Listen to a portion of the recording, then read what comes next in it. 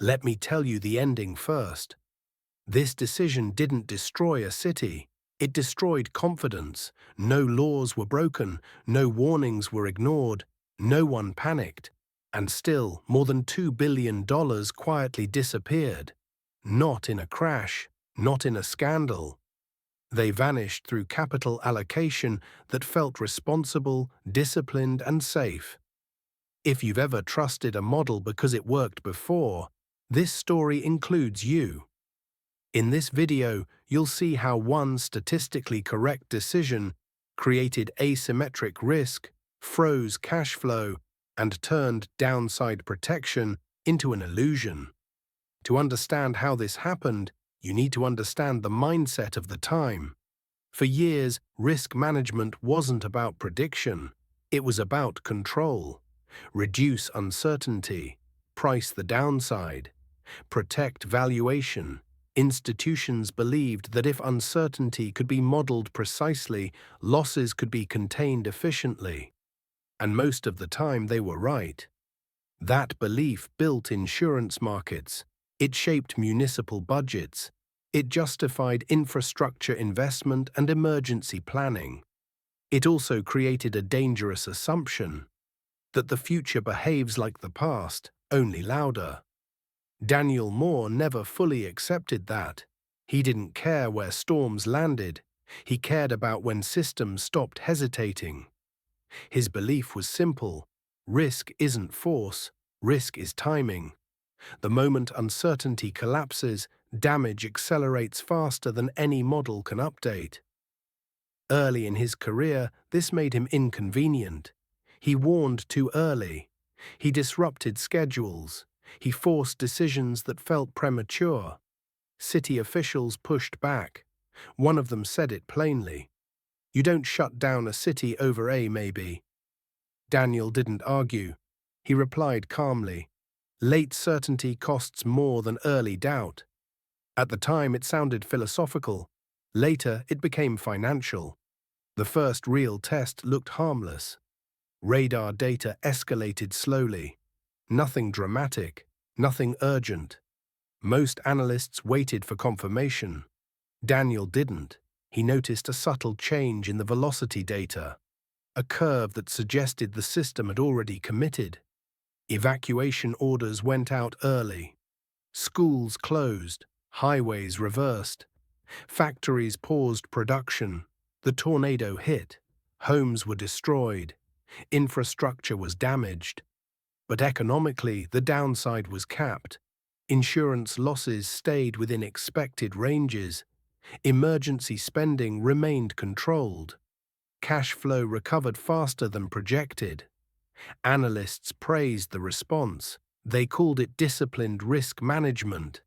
This is where the story should have ended. Instead, it became a precedent. The second test came sooner than expected. This time, the room was full. Insurance executives, municipal finance officers, legal advisors. Someone voiced the concern everyone shared. False alarms destroy valuation. They erode trust. Daniel pulled up the numbers.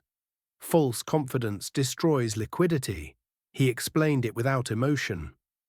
Early action doesn't remove cost.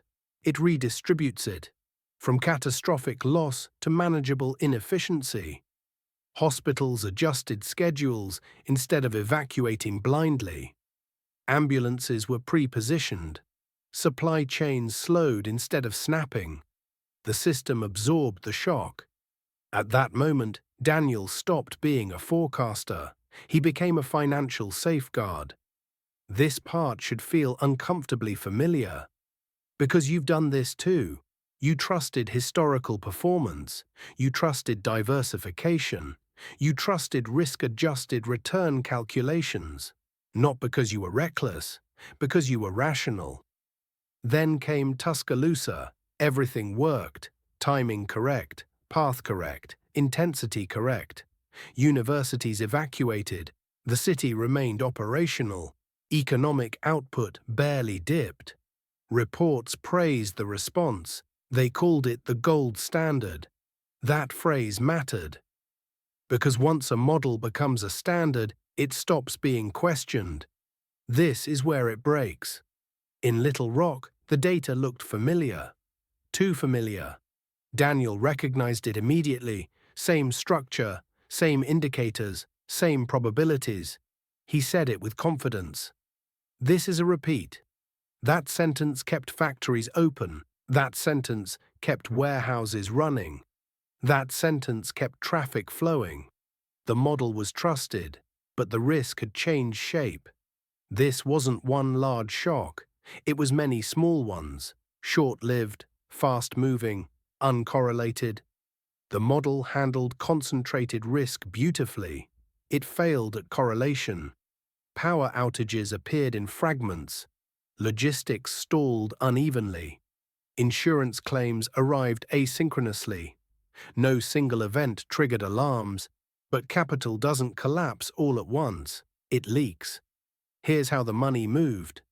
Day 1, production delays cost 30 million. Day 2, supply chain penalties double that. Day 3, insurance reserves tighten, reinsurance pricing spikes. By day 5, new coverage freezes entirely. Opportunity cost compounds quietly. Missed contracts, delayed shipments, idle labor. By the end of the week, the total economic impact exceeds 2 billion. No money was stolen. It simply stopped flowing. A coach leaned toward Daniel. The model still holds, he said. Daniel didn't look away from the screen. That's the problem. The risk was calculated correctly. It was priced incorrectly. Capital had been allocated for familiarity, not reality. Downside protection assumed one failure. Reality delivered many. Later, the command center was empty. Screens still glowing, data still accurate. Daniel spoke quietly. It looked familiar. That was the mistake, not ignorance, not arrogance, recognition, the belief that similarity guarantees safety. This decision wasn't reckless. It wasn't stupid. It wasn't even wrong. It was almost right, and almost right is the most expensive kind of confidence. Because it doesn't feel like a mistake, it feels justified. Next time there won't be storms, there won't be radar, there won't be experts. There will be a spreadsheet, a valuation model, a deadline, and a decision that makes perfect sense. Until it doesn't. Which expert were you absolutely sure was right? Right before everything went wrong.